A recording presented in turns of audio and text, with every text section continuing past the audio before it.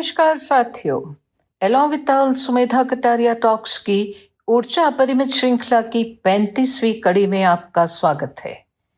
कुछ समय पहले ऊर्जा के संवर्धन कारकों में जिक्र हुआ था देयता सुख का, कि कैसे जब हम अपनी ओर से कुछ देते हैं, बांटते हैं, शेयर करते हैं, किसी की मदद करने में रुचि लेते हैं, तो जो आनंद अनुभव होता है वो अद्भुत होता है।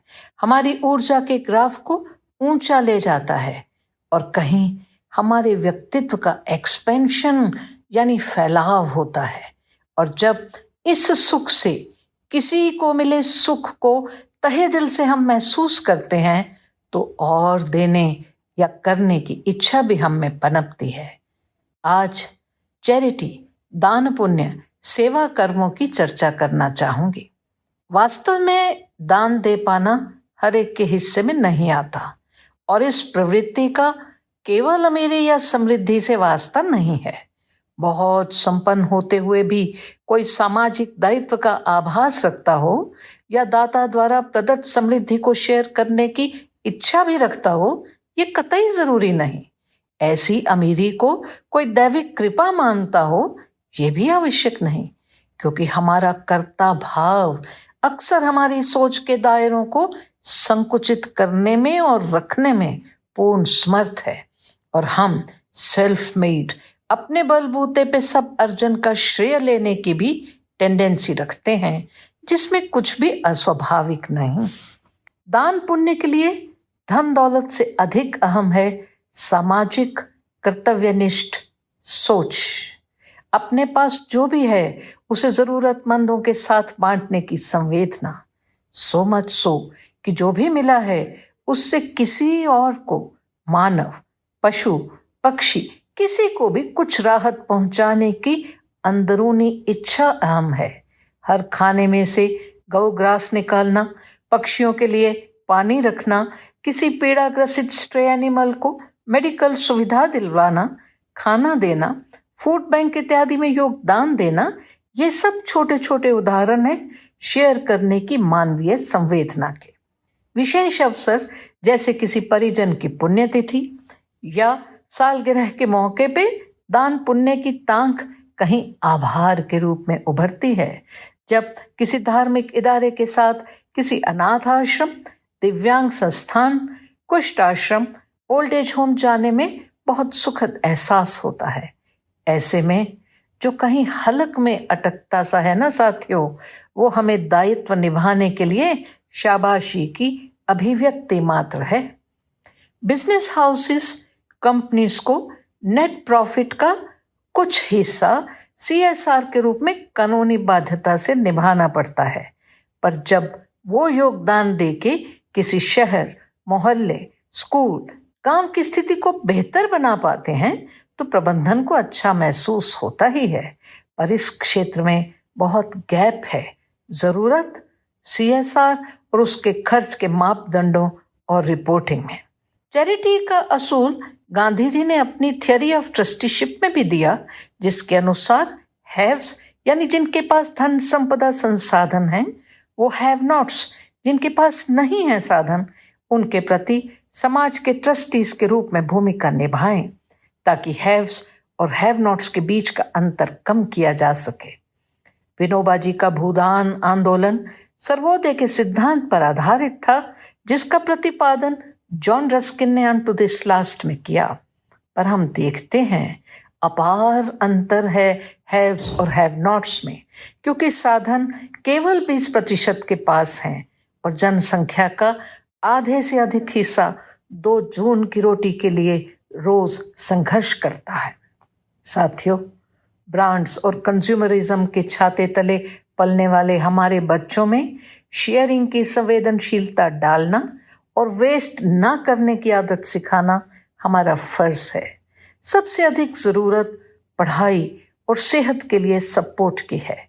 पढ़ने के लिए बच्चों को, विशेष रूप से बच्चियों को स्कूल भेजना आज भी एक चुनौती है, जिसका मूल कारण साधनों की कमी रहता है।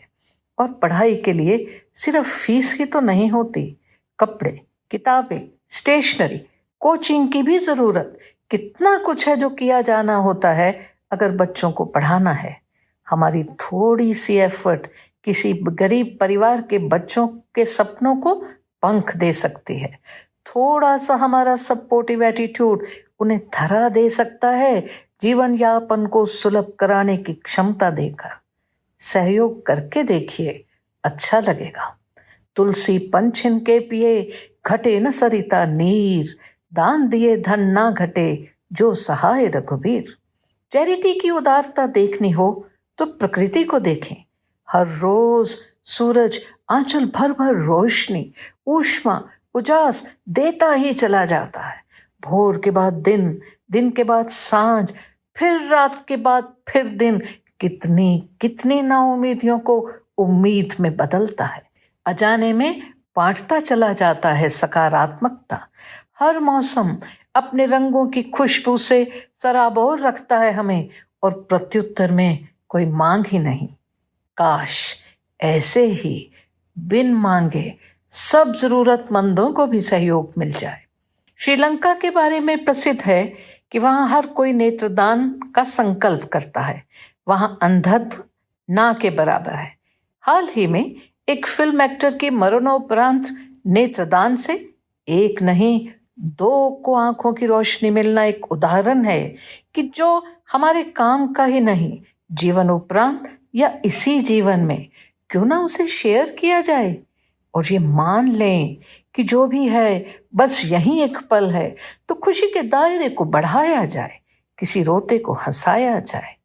जो जल बाढ़े नाव में, घर में बाढ़े दाम, 2 हाथ उलीचिए यही सयानो काम।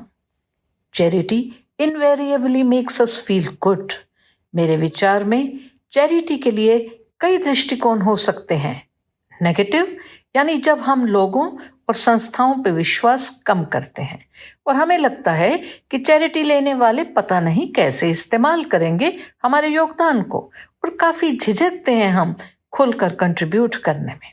दूसरा, तटस्थ या लेट बैक अप्रोच कि फला विशेष अवसर पे करेंगे जो भी करना है, किसी की सहायतार्थ या दान पुण्य इत्यादि।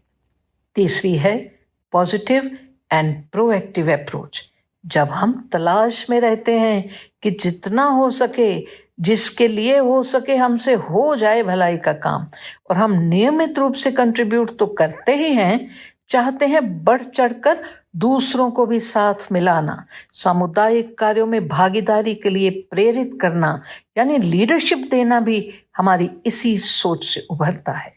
कहीं पेरेंट्स से हमें सिखाया गया होता है कि आपकी कमाई का कुछ प्रतिशत जनहित में जाना ही चाहिए, उस पे दूसरों का, समाज का अधिकार है। और कहीं हम अपने बच्चों को शुरू से ही ऐसे संस्कार देते हैं, चैरिटी करना कोई एहसान नहीं है किसी पे। कार्मिक डेट्स का जिक्र आता है कर्म के सिद्धांत में कि हम कोई नहीं है करता, जिसका चुकाना है हमें कर्ज वो चुकाना ही है, वो चाहे धन से हो या भावनात्मक संबंधों से।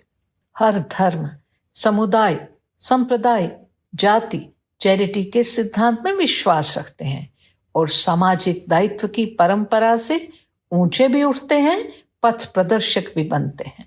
बाजी दफा हम जब किन्हीं निर्बल या असहाय जन के रूबरू होते हैं तो भावनात्मक अतिशयता हमें हमारे सुख सुविधा को लेके थोड़ा गिल्टी महसूस करा देती है, जो कतई उचित नहीं है।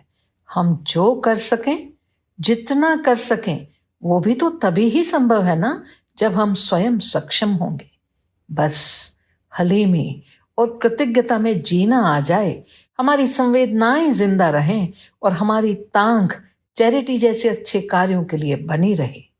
दाता इतना दीजिए जा में कुटुंब समाए, मैं भी भूखा ना रहूं, मेरा साध न भूखा जाए। अपने कमेंट्स से जरूर अवगत करवाइएगा। जल्द ही फिर मिलेंगे। जय हिंद।